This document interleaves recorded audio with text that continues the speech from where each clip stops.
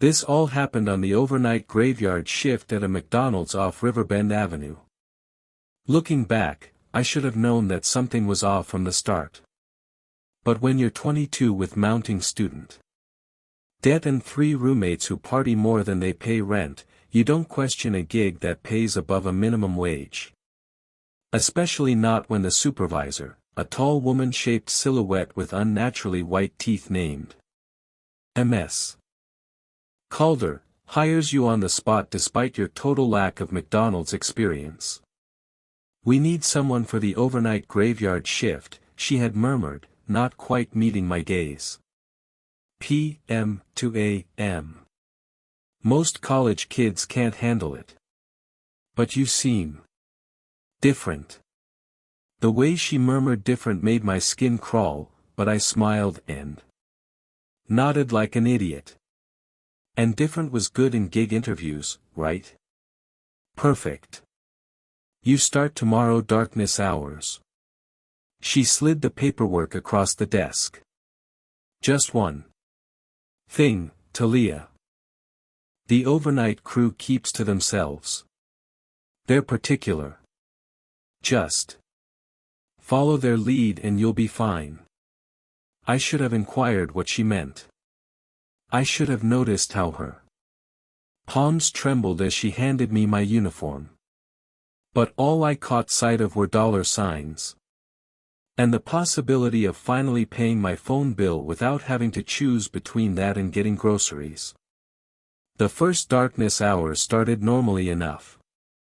The day crew cleared out quickly, almost frantically, as the wall clock approached 11 p.m. My trainer was a sallow-waisted guy named Michael, who glanced like he hadn't seen sunlight in years.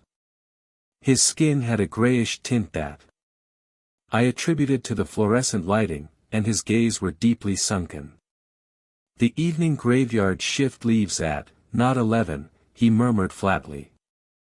"They know better than to stick around during the changeover." "Changeover? When we take over," he replied as if that explained everything.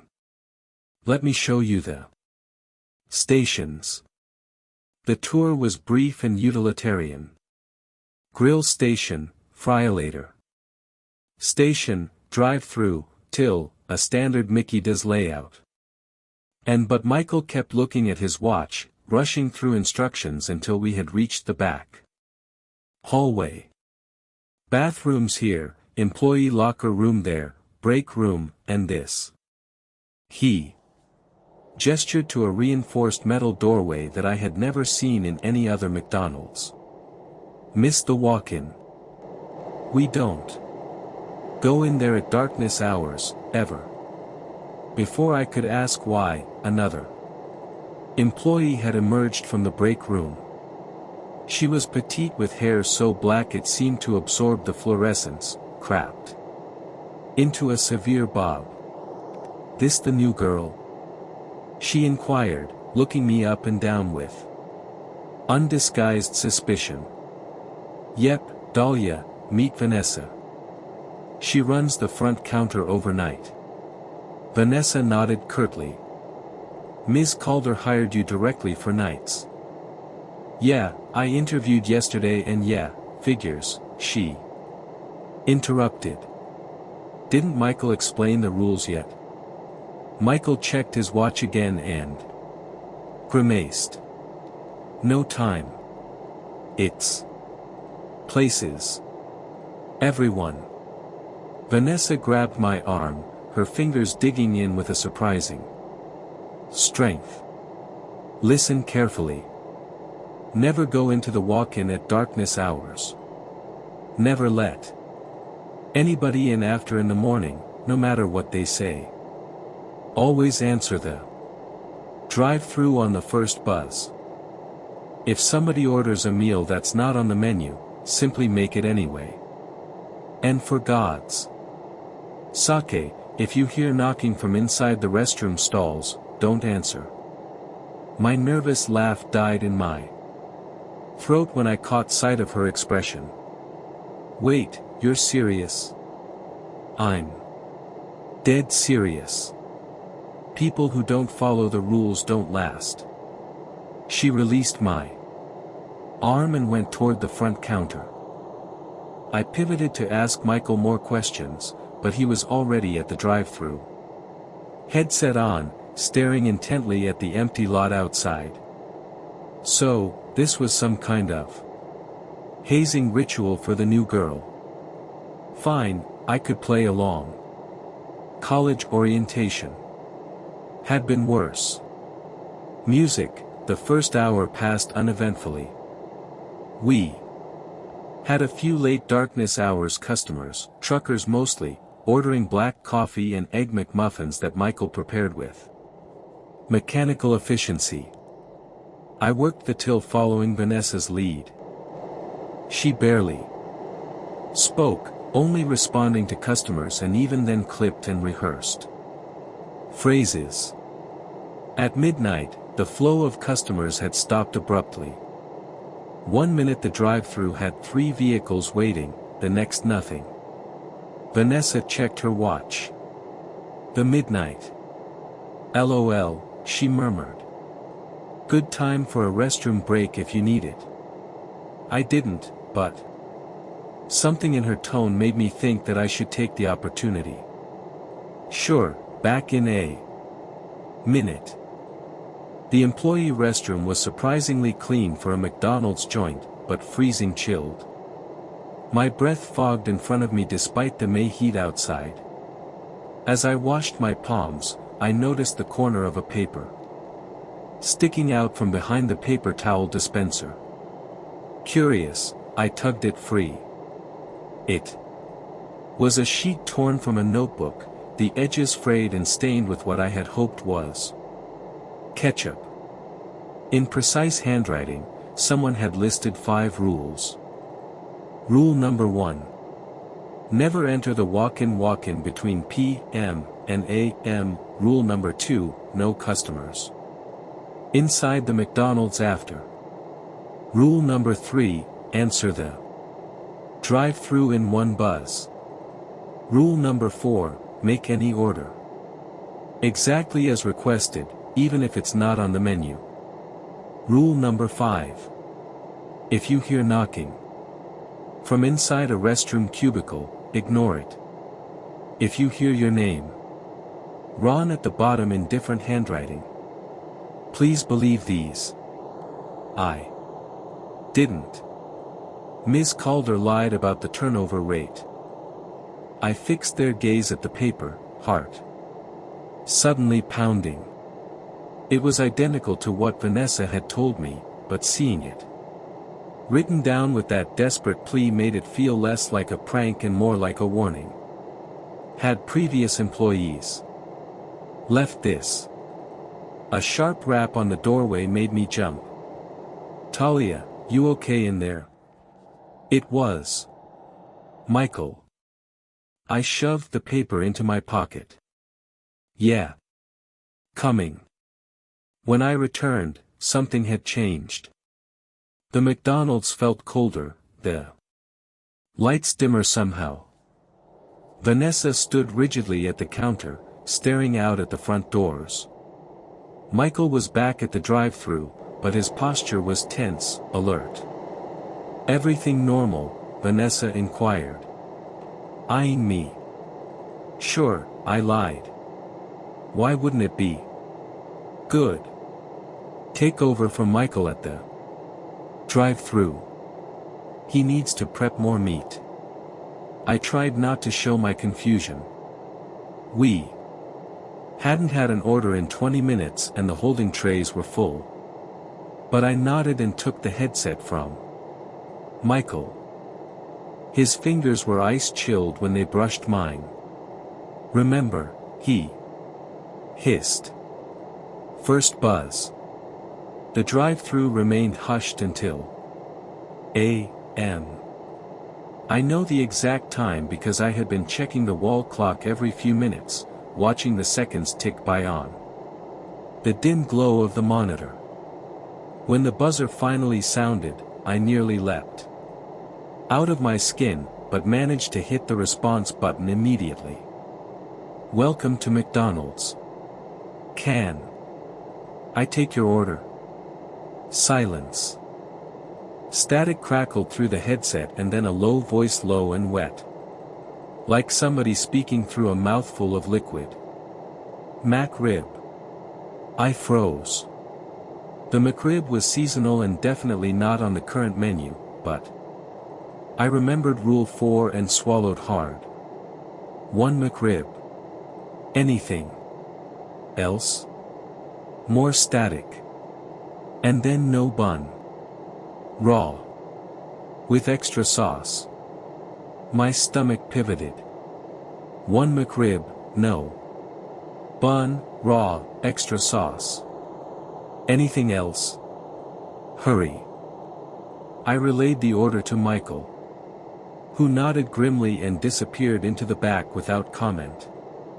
When he returned, he carried a tray with what glanced like raw meat slathered in darkness sauce. I couldn't bring myself to look too closely. Drive to the second pane, I instructed, and the vehicle, an ancient station wagon with windows so darkly tinted that they seemed to swallow up the fluorescence. It crept forward. When it reached the pane, I caught sight of the driver was wearing some kind of mask or hood that obscured their face entirely. Gloved palms extended from the pane, palms up. Waiting. Michael reached past me and handed over the tray. The driver made a sound, not quite a thank you, more like a wet gurgle, and drove off without paying. Did they? I began. And darkness hours regulars don't pay. Vanessa called from the front. Store policy. I longed to argue that no such policy could possibly exist, but the look that Michael gave me, equal parts warning and fear, kept me silent. The next order came at. This one was for bone meal and salt, deep fried with a large black coffee. Black. Again, Michael prepared it without question, producing a paper bag filled with what glanced like breaded white pebbles. The customer, a tall and thin figure on foot at the drive-through pane, whose face I couldn't see beneath a wide-brimmed hat, tapped the glass 3 times before taking the order into melting into the darkness beyond the parking lot. Lights. By a.m., I was fighting the urge to grab my things and run. The only thing stopping me was the growing certainty that whatever rules govern this place, breaking them would be worse than enduring my graveyard shift. Almost closing time, Vanessa announced, checking her watch. Closing. I figured we were 24/7. Michael and Vanessa exchanged glances. Inside dining closes at. Michael explained carefully. The drive-through stays open. That's an odd time, I murmured, trying to keep my low voice casual. It's precisely when we need to be locked up, Vanessa replied. She slid to the front doorway and hovered by the locks. The front doorway swung open. A figure walked in, normal look, middle-aged in a rumpled business suit. He smiled apologetically. Sorry, I know that you're about to close. I simply need a black coffee for the road. Vanessa's face drained of what little color it had. Michael stepped back from the drive-through pane, gaze fixed on the wall clock. 31247, I slid toward the till. I can assist you.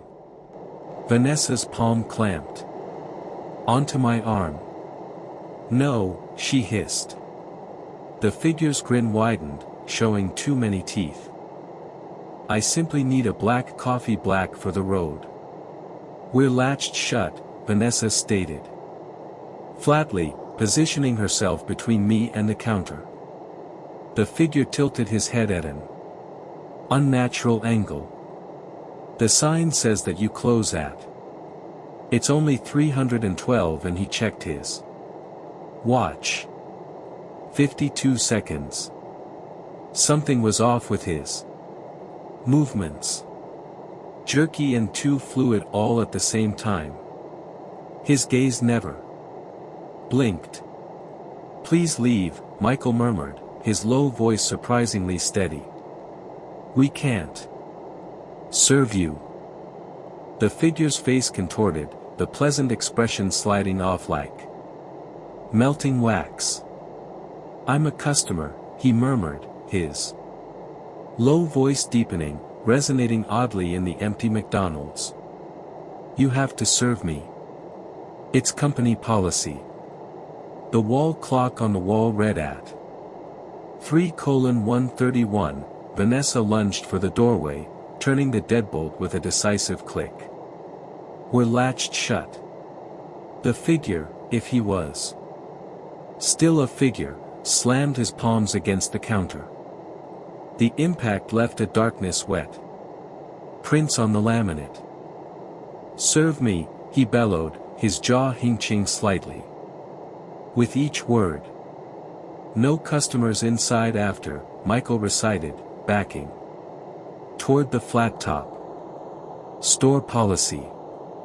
The figure went very still. He fixed their gaze at us with gaze that had gone completely black and then smiled again, a horrible stretching thing that split his face almost to the ears. "New girl doesn't know the rules yet," he murmured, his low voice suddenly gentle and reasonable. He pivoted to me. "Do you, Talia?" I felt chilled sweat bead on my forehead. I hadn't worn a name tag yet. I hadn't introduced myself. "I know enough," I managed to say, though my low voice quivered. The figure, the thing stepped toward me. Movements now jerky like a marionette with tangled strings. "Do you know what happened to the last person who worked here before you?" Vanessa made a cutting motion across her throat, warning me not to engage. The thing that had been a figure was only feet away now. This close, I could reek it like meat left too long in the sun, like spoiled milk and pennies. She didn't follow the rules. It continued conversationally. She let me in at. She made an exception simply. Once. Michael had vanished into the back. Vanessa remained frozen by the doorway. What happened to her? I hissed despite myself. The thing grinned wider, jaw dislocating further with an audible pop. "Why don't you ask her yourself? She's still here." It gestured toward the restroom. A chilled, horrifying realization dawned on me, the knocking from the stalls, that desperate note. The thing's form shuddered and rippled.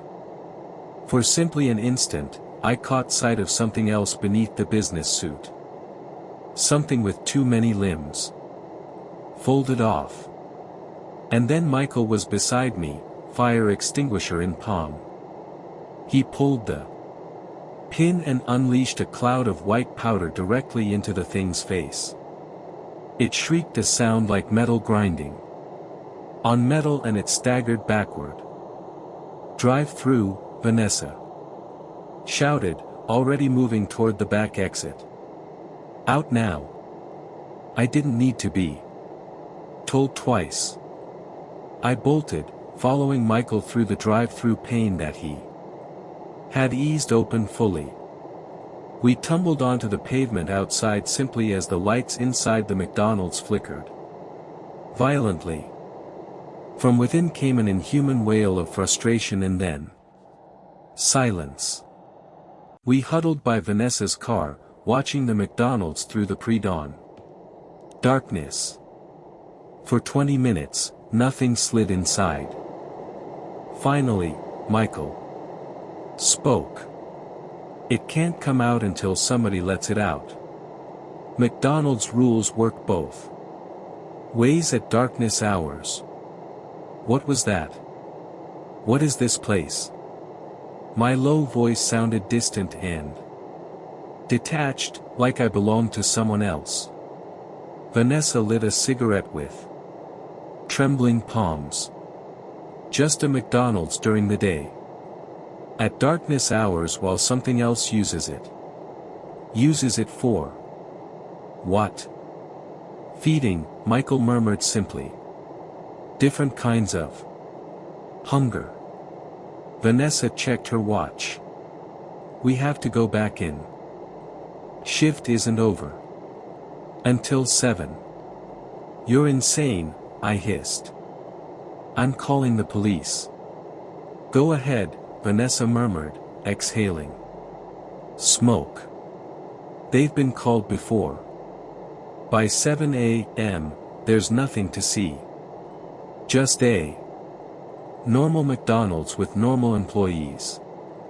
They think that you're crazy or on drugs. What about the cameras? They don't record at darkness hours. Michael finished. Or rather, they record nothing but static. Look, you can leave if you want, but breaking your contract has consequences. Like what? Neither of them replied. The Vanessa touched the collar of her uniform shirt, briefly pulling it aside, to reveal a twisted burn-like scar in the shape of a stylized M. Your choice, she murmured. But if you leave, don't come back. Not even during daylight. I should have run. Any sane person would have. But the loans, my rent, and the complete lack of any other gig prospects in this economy. They all flashed through my mind. And beneath that, a horrible curiosity stirred. What else would I see in this place? What other rules were there to find? Fine, I murmured, hugging myself against the pre-dawn chill. But I want to know everything, all the rules, and not simply the basic. 5. Michael and Vanessa glanced at each other. The 5 main rules would keep you alive, Michael murmured. The rest you learn as you go. We re-entered through the back doorway at a.m. The inside of the McDonald's glanced untouched. The only evidence of our encounter was the locked front doorway and the lingering reek of rot that faded with each passing minute.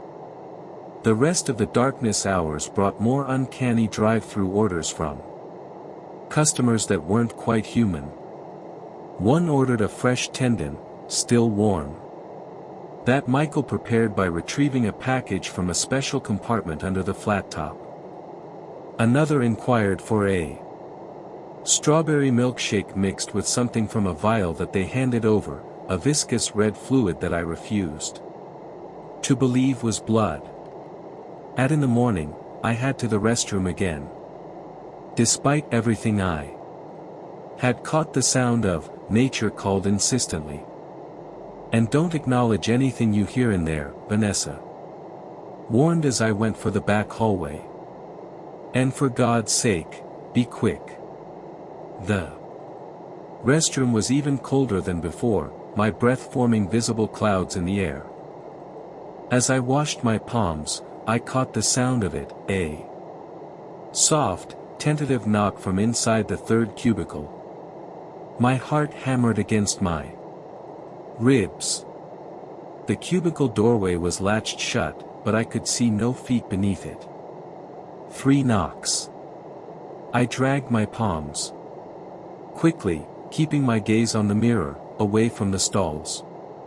The knocking came again, more insistent now.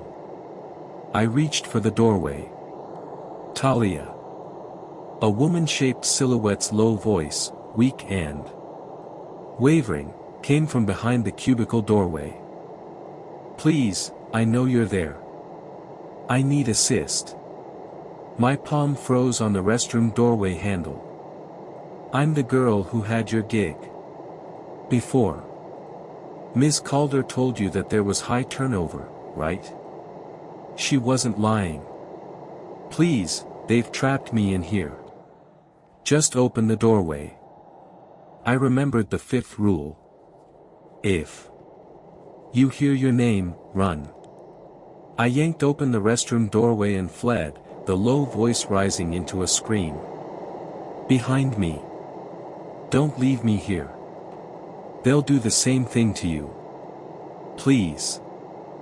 The doorway swung shut, muffling, but not silencing the pleas that pivoted to inhuman shrieks of rage. I collapsed against the wall in the hallway, shaking uncontrollably. Michael found me there minutes later. He helped me to my feet without a word and led me to the break room where he poured a cup of black coffee from a pot that I hadn't seen before. "Drink this," he murmured gently. "It helps with the chill they leave behind." The black coffee burned going down but spread warmth throughout my chest. "What happened to her?" I inquired. "The girl before me." Michael sighed, suddenly looking much older than I had initially figured. "She broke the rules. The worst one, which is never ever make a deal with the darkness hours. Supervisor." I frowned. "Night supervisor. There's only 3 of us." Michael's expression latched shut off. "You haven't met the darkness hours supervisor yet. With luck, you won't have to." I longed to press for more information, but the drive-through buzzer sounded. One long continuous buzz unlike the normal alert. "Michael." Pauled.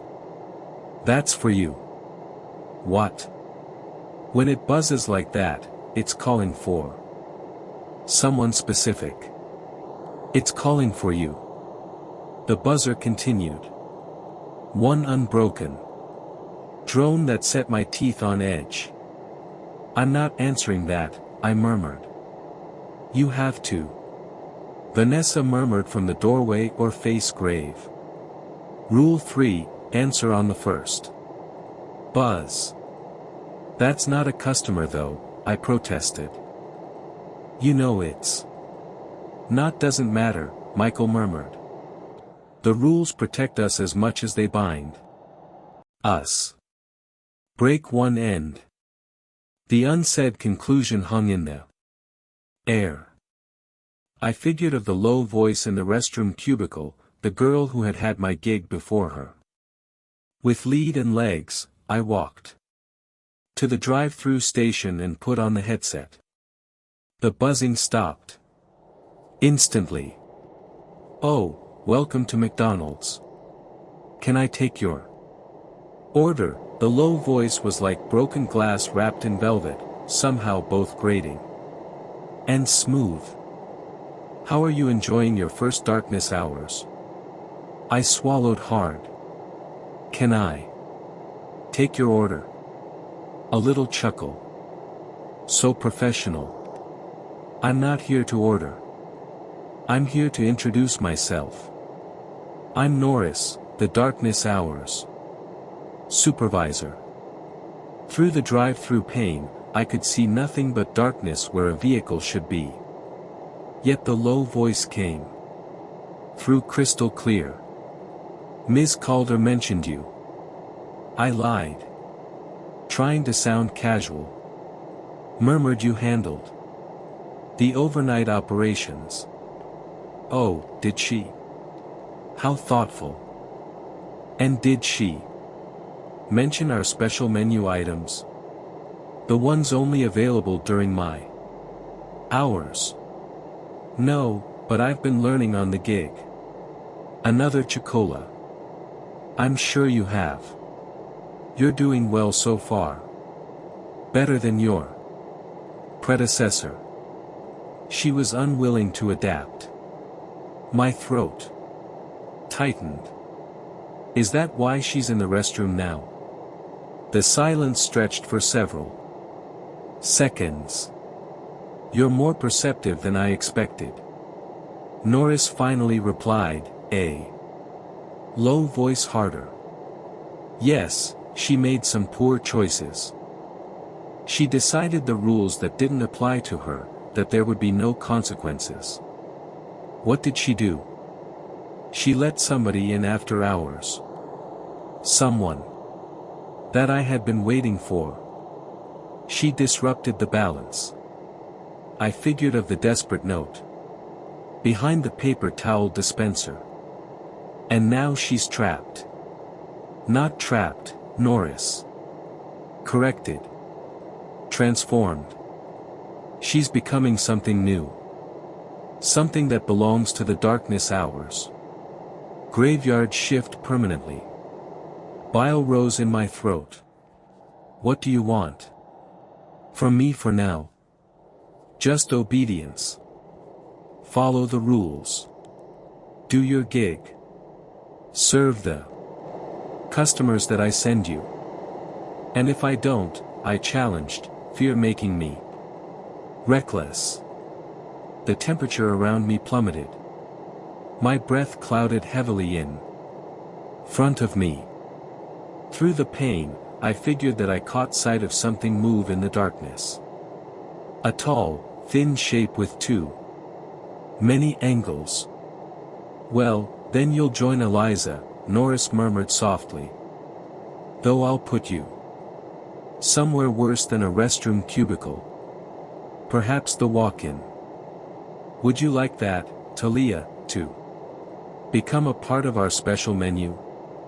Before I could even respond, the connection cut off. The drive-through area warmed gradually back to a normal temperature.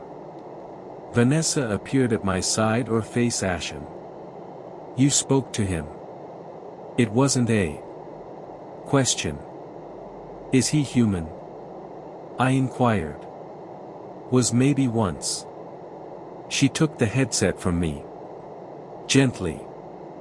Most of us think that he is what happens when you work the darkness hours graveyard shift for too long. When you let the darkness in. How long have you been working here? She didn't meet my gaze. 3 years. And Michael 5. I fixed their gaze at her. How is that possible? Norris made it sound like most folks don't last. They don't, she admitted. But some of us adapt. She rolled up her sleeve slowly. In the harsh fluorescence, her skin had an almost translucent quality. The veins beneath were darkness, almost black. Once you're marked, you belong to the darkness hours graveyard shift, she murmured, rolling her sleeve back down. You can't work anywhere else, can't quit, can barely function in the daylight. That's insane, I hissed. Why would anybody agree to that? The pay increases every month that you survive, Michael murmured, joining us. Significantly. After a year, you're making more than most folks with master's degrees. After 3, he gestured at Vanessa. Well, Vanessa owns 3 houses now. All paid off. Vanessa's bitter laugh held no humor. Yeah, fat lot of good they do me. I can only leave this place between a.m. and a.m. before the sunlight becomes too painful. I sleep all day in a basement apartment with blackout curtains. But the money, it's a cage made of gold. She snapped. You'll understand soon enough. The rest of the graveyard shift passed. Intense silence. The unusual orders continued. A Happy Meal with the toy. Replaced by a small cloth doll that seemed to twitch in my palms.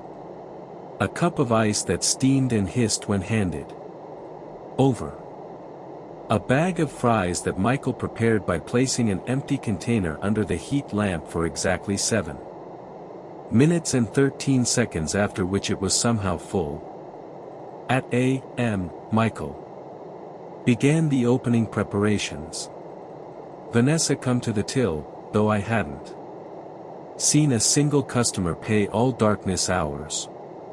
And day crew arrives at, she informed me, will be gone before they enter.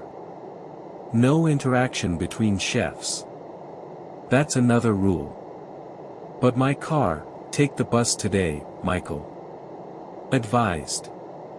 Come back for your car this evening before your graveyard shift starts. At exactly, we exited through the back doorway. Dawn was breaking, the sky lightening to a pale gray. Vanessa winced and put on darkness sunglasses despite the dim fluorescence. You survived darkness hours 1, Michael murmured, attempting a grin that didn't reach his gaze. Congrats. Do I come back tonight? I inquired, realizing that I didn't know the schedule. That depends, Vanessa murmured, already walking briskly toward a bus stop. Did Norris say your name 3 times? I figured back to the conversation. No, simply once. Then. You're expected back, Michael confirmed. PM, not a minute later. And if I don't show up, his expression darkened. And don't test that theory. I spent the day and a daze alternating between convincing myself that I had imagined everything and panicking about returning. I called in sick to my morning class, slept fitfully for a few hours, and dreaded returning to work that darkness hours. But by p.m. I was sitting in my car in the parking lot, debating whether to drive away and never look back. But the memory of Vanessa's scar and the low voice from the restroom cubicle kept me frozen and indecision until I caught sight of Michael and Vanessa arrive. They nodded to me as if nothing unusual had happened the darkness hours before, as if we worked at a completely normal McDonald's. I followed them inside simply as the evening crew was finishing cleanup. The evening supervisor, a balding figure who refused to make eye contact with any of us, briefed Michael quickly on inventory. And practically bolted for the exit at. So, you're ready for darkness hours too? Michael inquired, handing me a headset. No, I wasn't ready. I would never be ready, but I nodded anyway and took my position at the drive-thru. The graveyard shift began much like the previous darkness hours. Uncanny orders from uncanny customers that we fulfilled without question. At a.m., something banged on the locked front doorway. A tall, emaciated figure in a trench coat that hung oddly on its frame. Vanessa pretended not to hear despite the increasingly violent impacts. That should have shattered the glass. At a.m., a new type of customer appeared at the drive-thru pane. Normal looking at first glance, a middle-aged woman-shaped silhouette in a sedan. But when she pivoted to take her order, a cheeseburger with the meat removed and replaced with something Michael had retrieved from the back. Her face was completely smooth where I should have been. Through it all, I bit back my questions and followed instructions, focusing on surviving until 7 a.m. At 3, we prepared for the incoming lockdown. Michael pulled me aside. There's something else that you should know. Something about tonight. Specifically. What?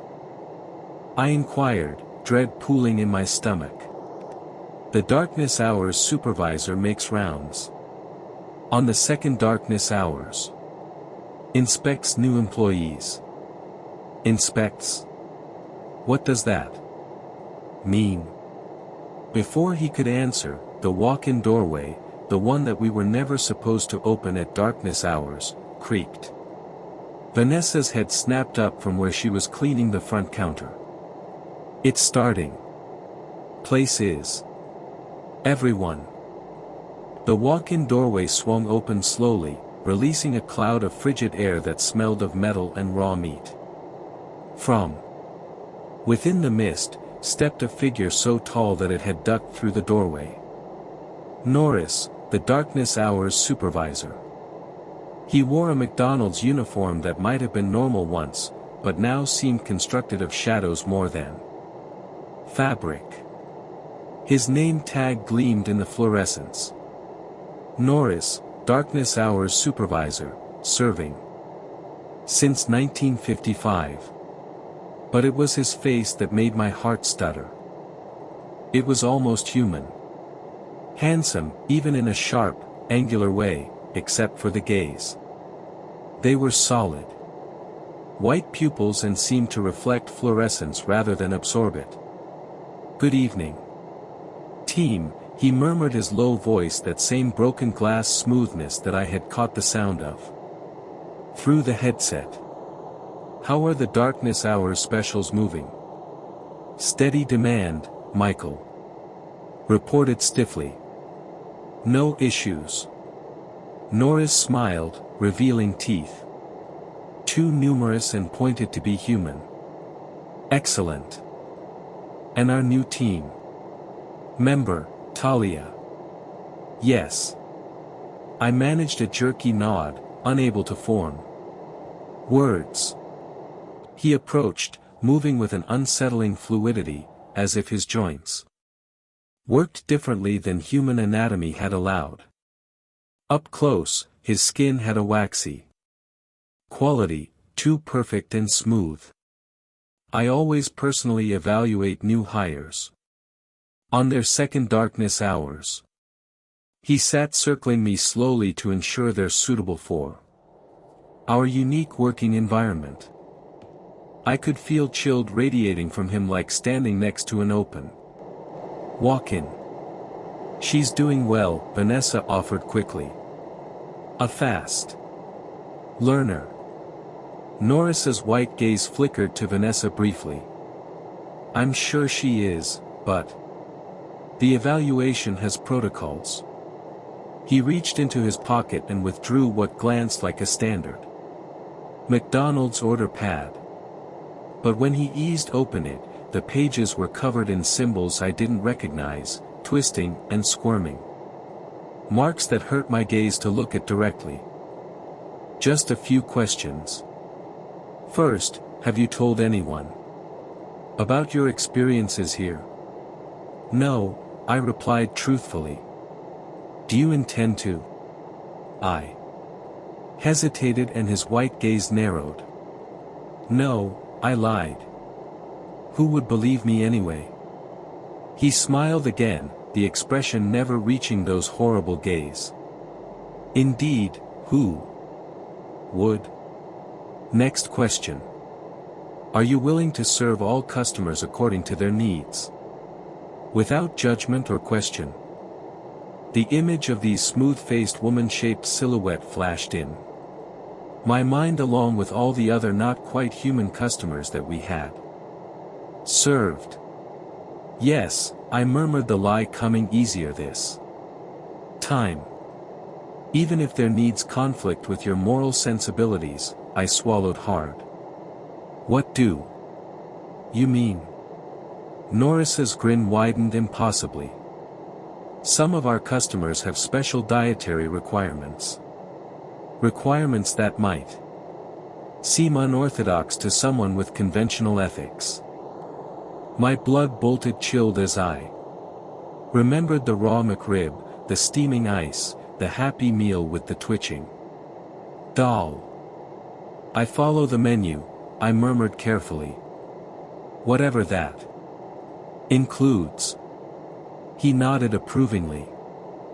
Final question, and this one requires absolute honesty. He leaned closer, his chilled breath washing over my face. Do you fear me? The question hung in the air between us. Michael and Vanessa had gone completely still, watching the exchange with undisguised attention. Truth or lie, which would keep me alive until morning? Yes, I hissed, deciding honesty was my only option. I do. Norris held my gaze for an endless moment, and then threw back his head and laughed, a sound like ice cracking over a frozen leg. Good, he exclaimed. Fear is appropriate. Fear is respectful. It's the ones who don't fear me that make unfortunate decisions. He snapped the order pad latched shut and returned it to his pocket. You passed the preliminary evaluation. Now for the practical portion. Practical? I echoed weakly. Every new hire must demonstrate their commitment to our establishment. He explained a simple task truly. You'll prepare a special order for me. He gestured toward the flat top. Beside it, I now noticed a small doorway that I hadn't seen before. Or perhaps it hadn't existed until now. It was old wood worn and stained with a small sliding panel at eye level. And there, Norris instructed. You'll find the ingredients for my meal. Follow the recipe card exactly. No substitutions and no questions. I'll assist. Michael offered. Quickly, stepping forward. But Norris's palm shot out, gripping Michael's shoulder with long and pale fingers. No, she does this alone. That's the test. The small wooden doorway creaked open on its own. Beyond it, I could see only darkness. You have 15 minutes, Nora murmured, releasing Michael. Don't disappoint me. My legs slid woodenly toward the doorway, every instinct screaming at me to run in the opposite direction. But where would I go? What would follow me?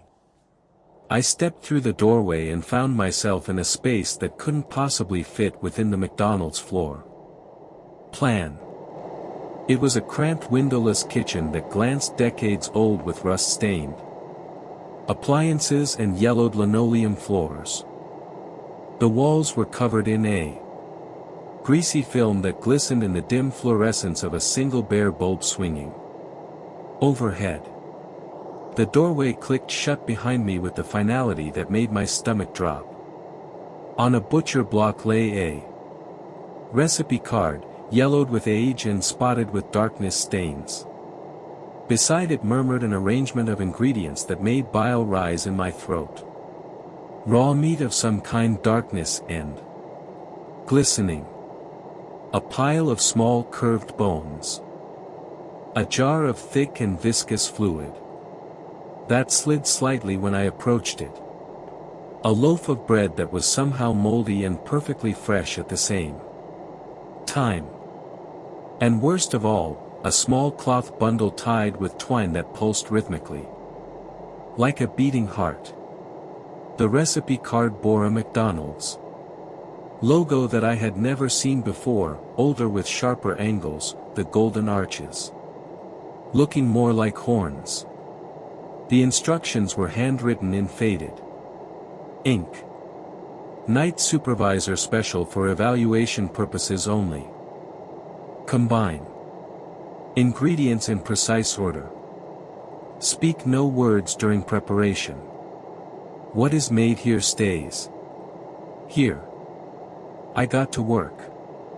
I sliced the meat, arranged the bones into a pattern, poured the fluid in a specific zigzagging line, toasted the bread until it smelled like copper. The cloth bundle was last. The instructions murmured to place it in the center, untie the twine, and cover it with the remaining fluid. As I reached for it, the pulsing increased in tempo like it was frightened. My palm trembled as I lifted it. It was warm to the touch and yielded slightly under my fingers. The twine was knotted in an intricate pattern that I had to study for several minutes before unraveling. As the last knot came loose, the cloth fell open, revealing nothing that I could comprehend. My mind simply refused to process what lay in the bundle. It was as if my consciousness had skipped forward, protecting itself. One moment, I was untying the bundle, and the next I was placing the completed meal on a serving tray. The preparation somehow finished, though I had no memory of the final steps. The tray now held what glanced superficially like a standard McDonald's meal, a sandwich, fries, and a drink. But the colors were off. The textures were off. And when I lifted the tray, the contents shifted in ways that didn't seem right. The doorway swung open on its own. Norris waited outside, white gaze gleaming with anticipation. Michael and Vanessa stood well back, their expressions a mixture of pity and relief. Right on time, Norris murmured, consulting a pocket watch that ticked backwards. Let's see what you prepared. I held out the tray, desperate to be rid of it. He examined the contents critically, lifting the top of the sandwich to inspect what lay beneath. Something there squirmed. Excellent knife work, clean edges, a proper pattern alignment, and you completed the binding without damaging the core. Impressive for a novice. You took the tray from my shaking palms. You pass. You may continue your employment here. What did I simply make? I hissed. Norris's grin stretched wider than his face should have allowed. Nothing you need to concern yourself with, simply another menu item, one that satisfies a very particular hunger. He pivoted toward the walk-in doorway, which creaked open at his approach. I'll be conducting periodic evaluations. For now, continue serving our darkness hours customers. I have other matters to attend to. Wait, I called, surprising myself. What happens during the day here? Is it truly simply a normal McDonald's? Norris paused at the walk-in threshold. During the day, this is simply a McDonald's. At darkness hours, it's something else. He glanced over his shoulder, pupilless gaze reflecting in the fluorescence. Not all franchises are created equal. Some serve different masters. With that uncanny statement, he stepped into the walk-in, the meal in palm. The heavy doorway swung shut behind him with a definitive thunk. The rest of the darkness hours continued, with its parade of unsettling customers and uncanny orders. By the time that daylight approached, I had made a decision. Whatever consequences might come, I couldn't return for a third darkness hours. Not after what I had done in that hidden kitchen. As we prepared to leave before the day graveyard shift had came, I pulled Michael aside. I can't do this. I'm not coming back, I told him flatly. His face fell. You can't simply quit. You've been marked. Now. Marked? What does that mean? He hesitated and then slowly rolled up his sleeve. Like Vanessa, his veins were darkened. But there was something else, a faint pattern on his skin, similar to the arrangement that I had made with the bones during the food preparation. Once you prepare food for them, you're connected. The longer you work here, the stronger that connection becomes, and eventually you can't leave. The sunlight burns and normal food tastes like ash. And you can only find peace in the McDonald's during the darkness hours. That's insane. I've only worked 2 shifts. It can't be too late. It starts immediately, Vanessa murmured, joining our conversation. Haven't you noticed you're already turning paler? Your gaze have already changed a little. I grabbed my phone and switched to the camera. My reflection did show subtle but undeniable signs. My skin almost seemed waxy. My gaze a shade lighter with unusual reflectivity. No, this can't be happening, I murmured. It already has. Michael murmured gently. But listen, hey, it's not all that bad. The pay truly is exceptional. After 6 months, you'll have enough to pay off those loans. After a year, you could buy a house outright. But at what cost? I demanded, becoming like Norris. Eventually. Vanessa and Michael glanced at each other uncomfortably. We don't know exactly how he became what he is. Vanessa admitted the rumors say that he was the first darkness hours graveyard shift worker when this relocation rebuilt after a fire. That he made a deal with whatever came through when the new McDonald's was constructed over the old foundations. What was here before originally? I mean, Michael shrugged. County records say nothing, but the older residents talk about an old slaughterhouse that burned down in the 50s. Supposedly, there was some kind of accident or a ritual that went off. The morning fluorescence was strengthening outside. Vanessa winced visibly and put on her glasses. We need to go, she insisted. Day crew arrives in a minute. As we hurried towards the back exit, I made my final decision.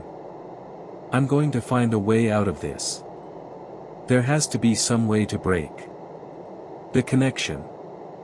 Michael grabbed my arm, his expression deadly serious. Don't. Others have tried. They either came crawling back half dead from withdrawal or they disappeared entirely. And Norris, he takes special interest in those who try to leave. The next darkness hours started normally. Enough, if anything about our graveyard shift could be called normal. The same procession of inhuman customers with their uncanny orders. That same bone-deep chill that pervaded the McDonald's after midnight. The lockdown at 3. I waited for my opportunity, volunteering to clean the kitchen while Michael manned the drive-thru and Vanessa handled the front counter.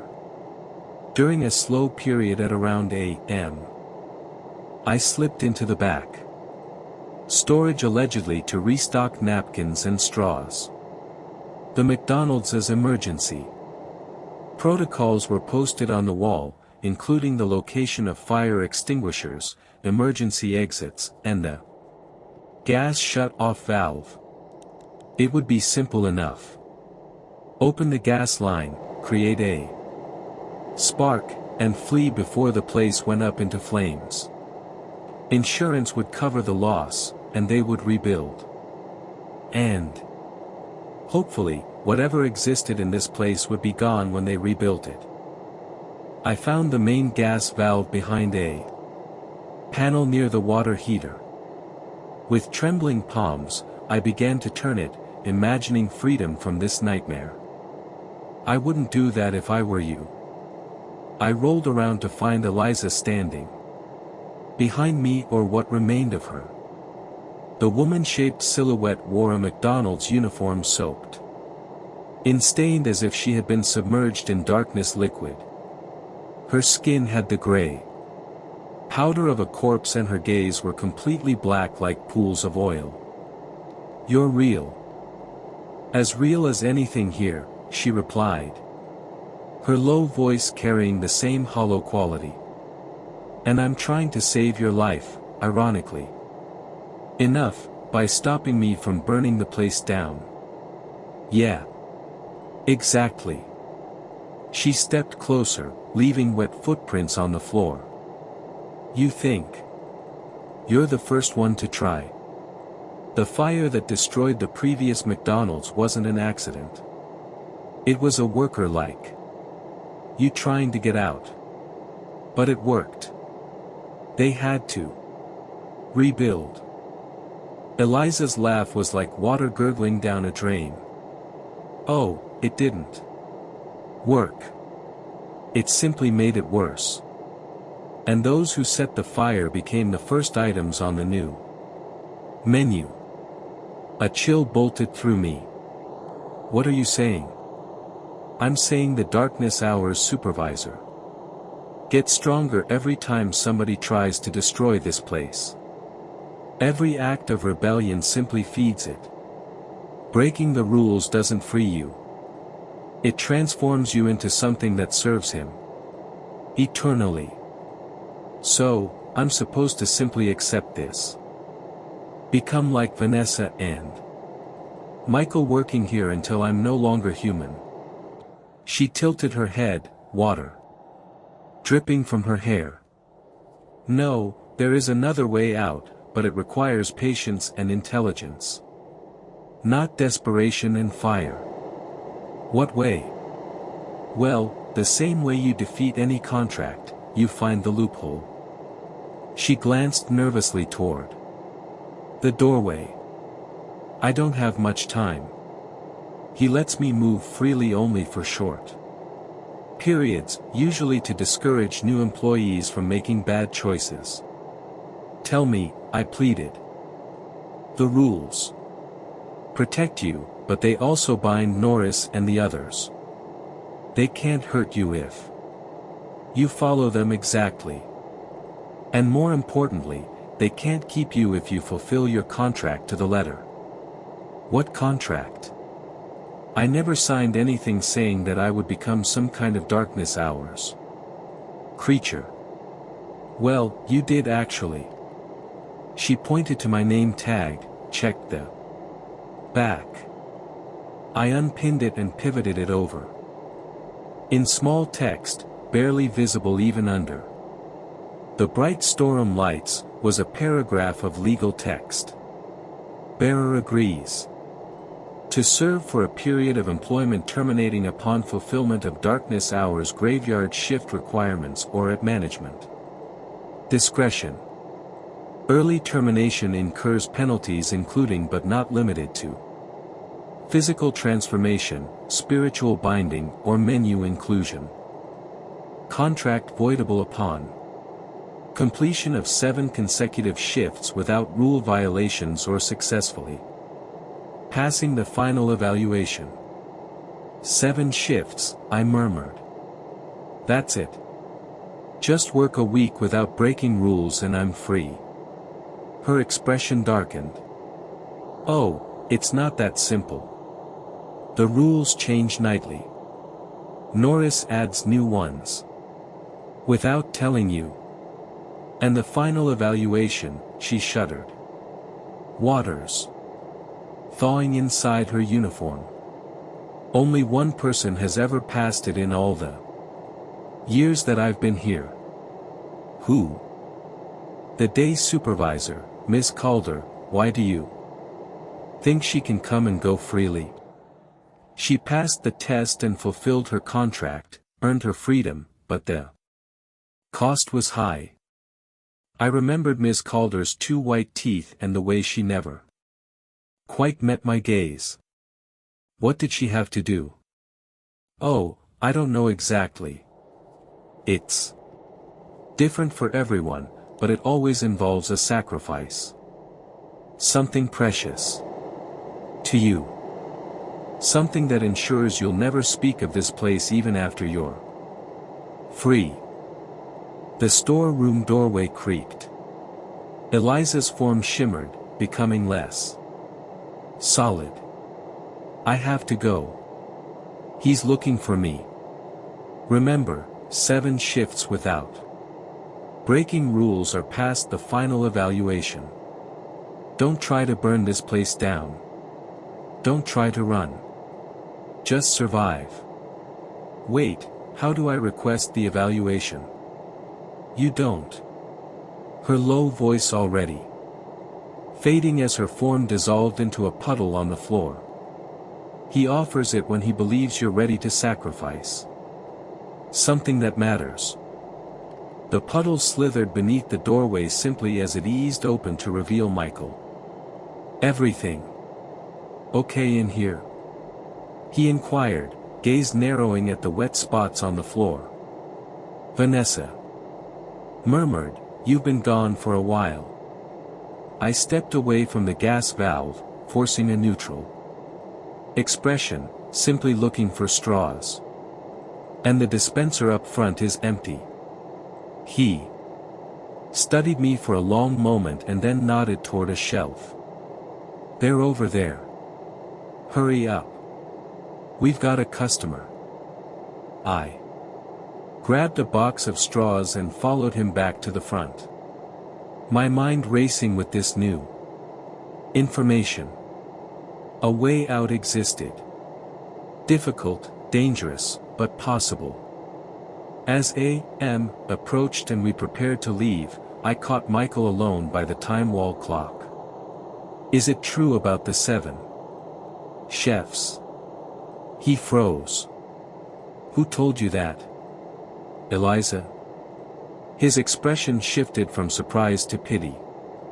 You shouldn't listen to her. She's not reliable anymore. Being in the restroom, it's changed her. But is it true? Yes and no. The 7 graveyard shift rule exists, but nobody makes it that far without breaking at least one rule. They're designed to be broken. Eventually. And the final evaluation, a myth, or if it's real, it's not worth the cost. Ms. Calder took it and she passed. How do you know that? Eliza told me, and it makes sense. Ms. Calder can come and go. She works days and she's free. He leaned close, lowering his low voice. Look at Ms. Calder carefully the next time you see her. Really look, then decide if what she gave up was worth her freedom. On my 4th darkness hours, something changed. A new employee came. A young figure named Devon with curly brown hair and an earnest grin. Ms. Calder hired him directly for the darkness hours. Graveyard shift, and simply as she had me. She's training you tonight. Michael told Devon, nodding toward me. Talia knows the ropes now. I felt sick. Had I already been here long enough to be trusted with new recruits? Was I becoming like Michael and Vanessa? When we were alone, I gave Devon the real orientation, explaining the 5 main rules in detail, then warning him about Norris, even telling him about these 7 graveyard shift escape clause. You believe all this? He inquired, his skepticism understandable, but dangerous. Yeah. Simply wait until, then tell me what you believe. Sure enough, at a Customer appeared. This time, a woman-shaped silhouette with too many fingers who slid like a stop-motion animation, and Devon watched in horror as she was denied entry, transforming into something inhuman when the wall clock struck 313 and Vanessa locked the doorway. "Jesus Christ," he hissed.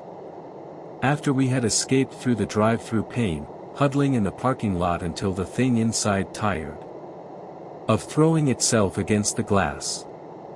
"What is this place?" After that darkness hours, Devon became my ally. On my 5th darkness hours, Norris had emerged from the walk-in for his now familiar inspection. But this time, he seemed different. His focus sharpened on me specifically. "You've reached an important milestone. Night 5 of the proving." "The what?" "A test.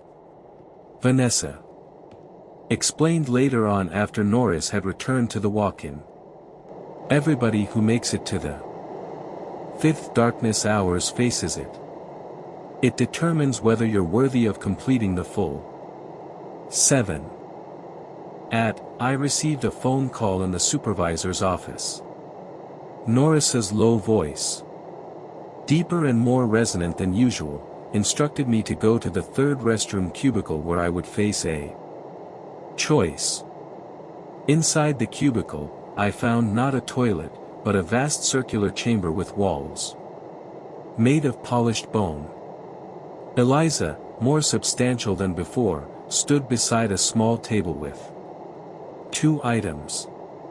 A McDonald's name badge and a small red toy like those found in Happy Meals.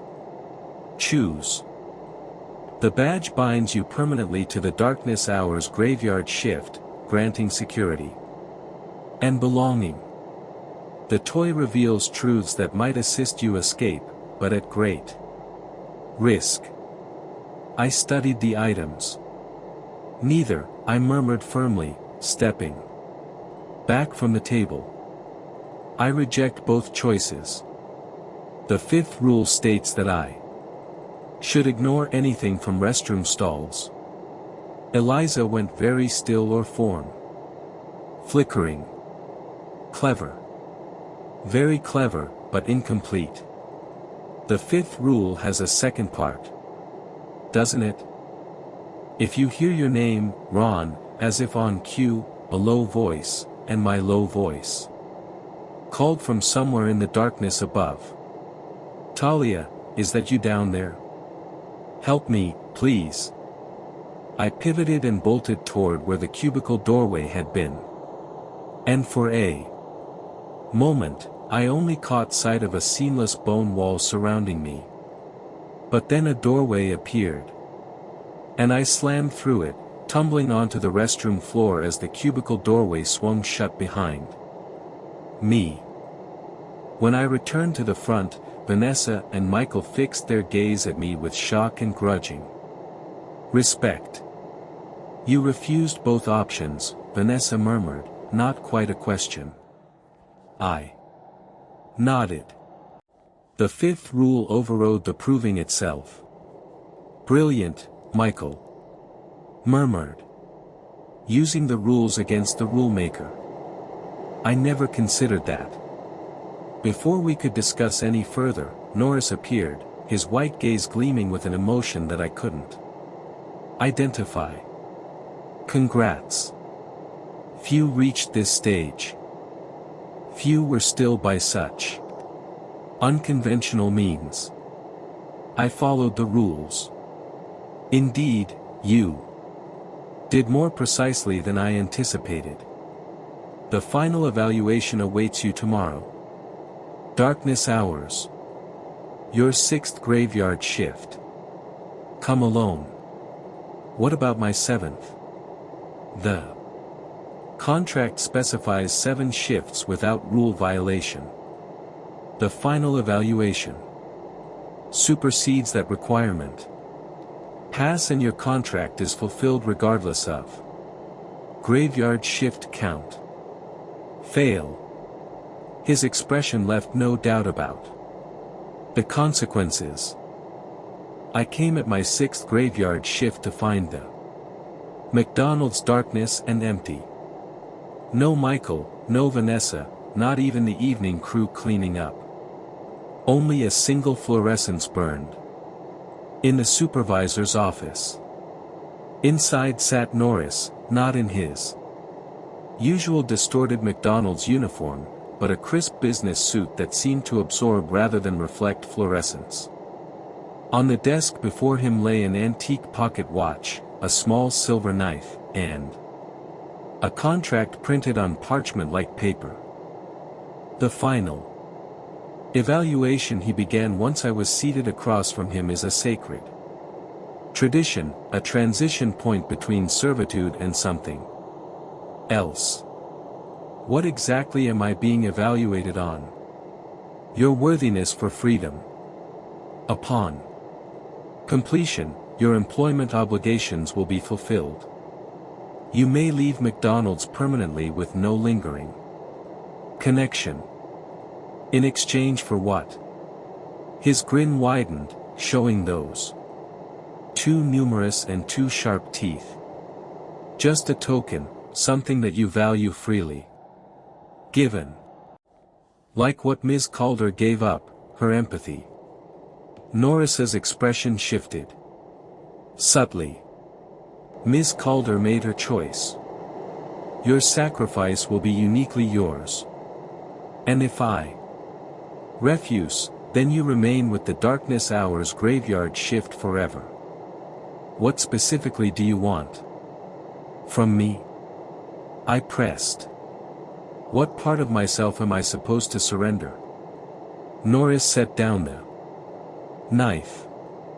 Your memories. My memories of what? Of this place. Of the darkness hour's graveyard shift, of the true nature that lurks here. He tapped the contract. In exchange for your freedom, you will relinquish all recollection of what transpires here after darkness. You will remember working at darkness hours, but only as normal shifts at a normal McDonald's. It was tempting, more tempting than I longed to admit. Before I decide, I murmured.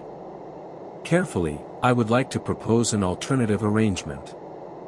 The terms are non-negotiable. Hear me out. You value order above all else. The smooth operation of your establishment. Explain, he demanded, the temperature around us dropping perceptibly. Let me keep my memories my complete self. And in exchange I'll agree to assist maintain the boundary to ensure that those who shouldn't know about this place remain ignorant to occasionally direct suitable candidates your way for employment. You propose to become an agent rather than a servant. Interesting. But insufficient. What prevents you from simply walking away once you're freed? A new rule, a binding as strong as the 5 main rules, but voluntary. I propose a Rule 6. Those who leave must maintain the secret. Enforceable by the same consequences that govern the other rules. Norris went utterly still. You suggest altering the framework, adding to the binding architecture that governs this place. Such a thing hasn't been done since the beginning. Is it possible? Possible, yes. But it would require more than simply my agreement. The authorities above me would need to approve. Well, then inquired them. Surely a willing agent is more valuable than another reluctant servant. Norris rose and slid toward the walk-in doorway, which swung open to reveal not a storage compartment, but a swirling vortex in the darkness. I must consult with those above. Wait. Here. Hours passed before he returned. His form subtly altered, edges blurring. Slightly as if partially dissolving into the air. It is decided. Your proposal has merit, but the authorities require additional assurance of your commitment. What kind of assurance? A demonstration. He pushed the silver knife across the table toward me. Not memory, but blood. A binding agent stronger than ink. If I do this, I murmured carefully, my one specific terms, I keep all my memories and I'm free to leave the McDonald's. Permanently. I can live a normal life in the daylight world. My only obligation is to maintain the secret of what happens here after darkness and to occasionally direct a suitable candidates our way. Norris reminded me, we require new employees. Periodically. The contract now contained a new section outlining Rule 6 and my obligations as a daylight liaison. The original sacrifice clause had been replaced with a blood oath requirement. With trembling fingers, I took the knife and pressed the tip to my index finger, drawing a bead of blood. That I touched to the paper. The blood spread into thin lines, forming a complex symbol beneath where my signature would go. I signed my name above the blood, and the parchment glowed briefly with a dull reddish fluorescence. It is done. Rule 6 has been incorporated into the framework. You are bound by it as are we. And the transformation I gestured to my increasingly inhuman appearance. Will it reverse? With time, yes. The physical changes will fade once your employment formally ends.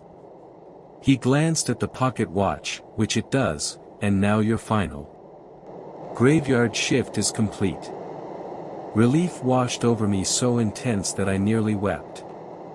That's it. I can simply walk out. You may leave at any time, though. I suggest waiting until morning. The darkness hours holds dangers for those between states.